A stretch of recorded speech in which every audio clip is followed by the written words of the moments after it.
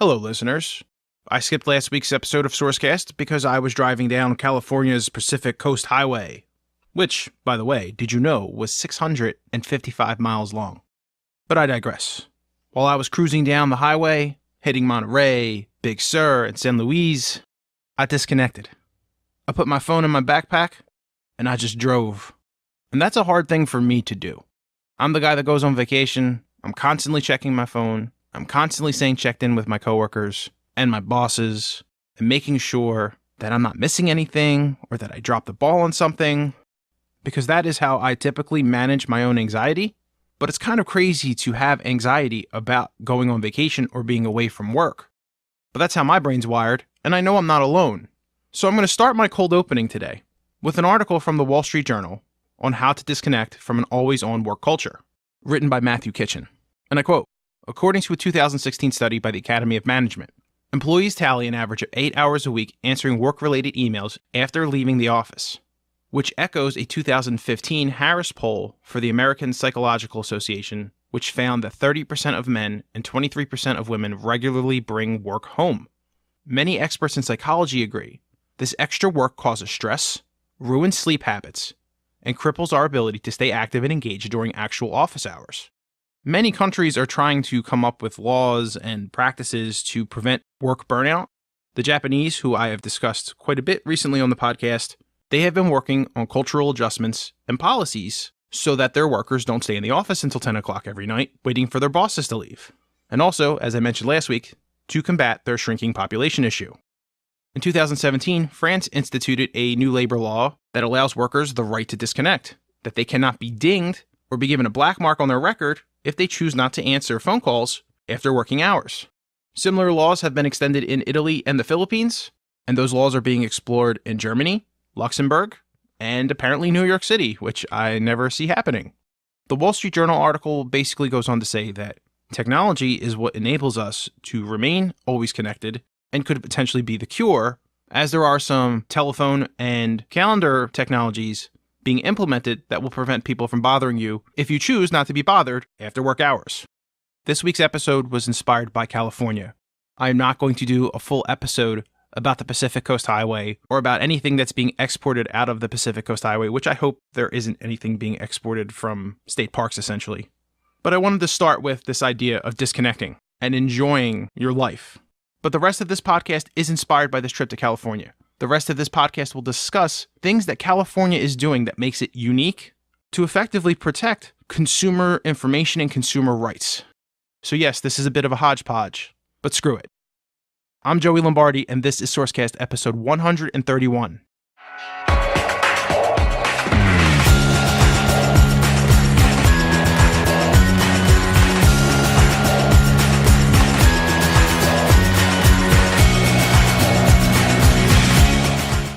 So the first thing that I want to talk about is California's attempt to reenact net neutrality laws. As we have covered several times on this podcast, net neutrality laws were eliminated thanks to the FCC and the FCC chairman Ajit Pai. But California did not take this ruling lying down. Since those actions have occurred, California has been attempting to reenact net neutrality laws for the state, and the Justice Department, led by Jeff Sessions, is pushing back hard. Last week, the Justice Department sued the state of California to stop the state's new law that would guarantee full and equal access to the internet to the state's residents. Attorney General Jeff Sessions said that California's net neutrality law was illegal because Congress granted the federal government, through the FCC, the sole authority to create rules for broadband internet providers. Sessions said in a statement, "States do not regulate interstate commerce. The federal government does." Once again, the California legislature has enacted an extreme and illegal state law attempting to frustrate federal policy. According to a New York Times article, since the FCC dismantled federal net neutrality rules last December, 4 states, including California, passed their own net neutrality laws. The FCC has argued that the states are not allowed to create new rules, but state legislators and consumer groups have said that they are prepared to fight any lawsuits. In a CNN business article, State Senator Scott Wiener said it is critically important for states to step in. I should note that Scott Wiener co-authored the net neutrality bill in California. He goes on to say that what California does definitely impacts the national conversation. I do believe that this bill will move us into a positive direction nationally on net neutrality. In that CNN article by Heather Kelly, she goes on to quote a professor at Stanford Law School, Barbara Van Schweck, who says that the California bill is on solid legal ground and California is within their legal rights. And I quote, "An agency that has no power to regulate has no power to preempt the states, according to case law. When the FCC repealed the 2015 Open Internet Order, it said it had no power to regulate broadband internet access providers. That means that the FCC cannot prevent the states from adopting net neutrality protection because the FCC's repeal order removed its authority to adopt such protections. There seems to be a general consensus that at some point California will prevail, but Jeff Sessions and the DOJ will be effective at delaying any new protections for consumers in California and also opening up Pandora's box for each state to come up with its own net neutrality laws."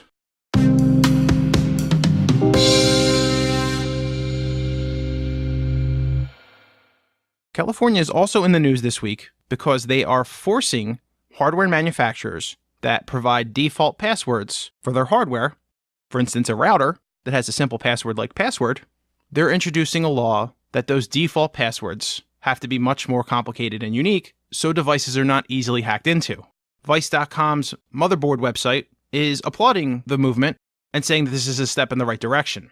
The article, written by Marco Verk, goes on to say that as the internet grows, more and more everyday home items are connected to the internet, from microwaves, thank you Alexa, to baby monitors.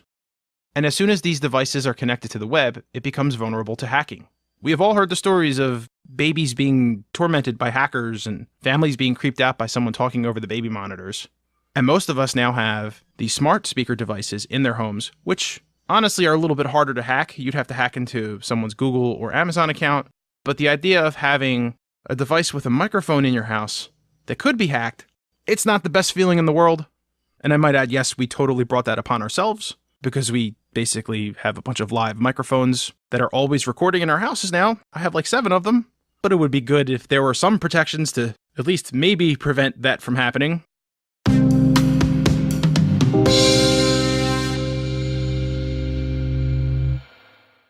And the third piece of information about California and how it's protecting its citizens, California is trying to make it illegal for bots to pass themselves off as humans.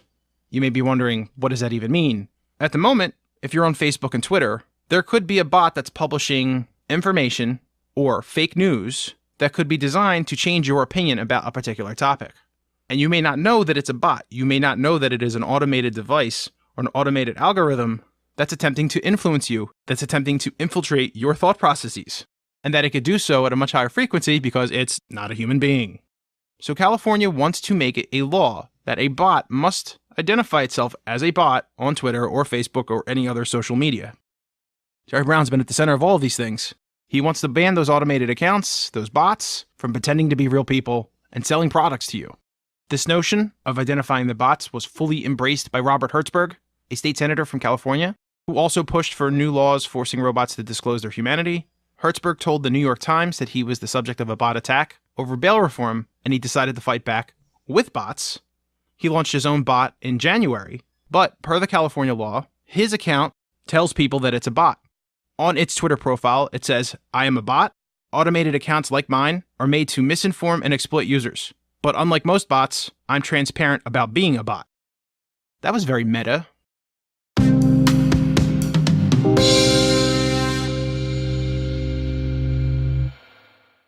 So what I'm seeing is a state that is trying to get in front of technology and the changes that are happening to society.